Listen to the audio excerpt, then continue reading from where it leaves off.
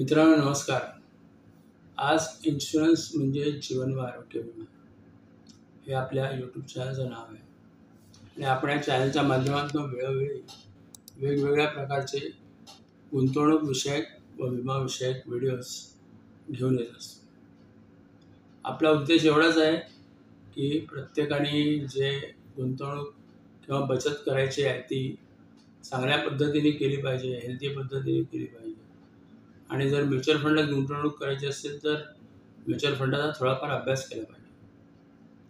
आणि तुम्ही जर थोडाफार अभ्यास केला तर एक साधारण कुठले कुठले फंड चांगल्या पद्धतीने चालत आहेत आणि गेली 10-20 वर्ष 25 वर्ष कुठल्या फंडांनी चांगले रिटर्न्स दिलेले आहेत त्यांना आधार धरून आणि करंट परिस्थितीनुसार जे फंड आता चांगला परफॉर्म करत आहेत त्या फंडांना तुम्ही जर इन्व्हेस्टमेंट दिली तर तुमची इन्व्हेस्टमेंट कशा पद्धतीने असू शकेल याचं एक छोटंसं उदाहरण मी इथं मांडलेलं आहे.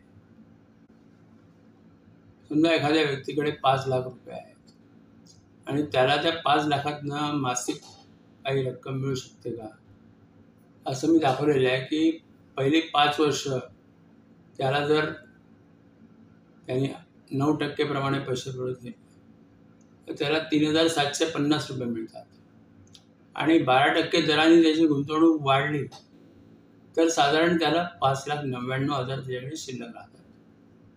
याप्रमाणे प्रत्येक 5 वर्षानंतर तो आपली जी गुंतवणूक आहे ती पुनर्गुंतवणूक करून तो नव्याने पेन्शनचं किंवा आपल्या मासिक इन्कमचं निर्धारण करू शकतो.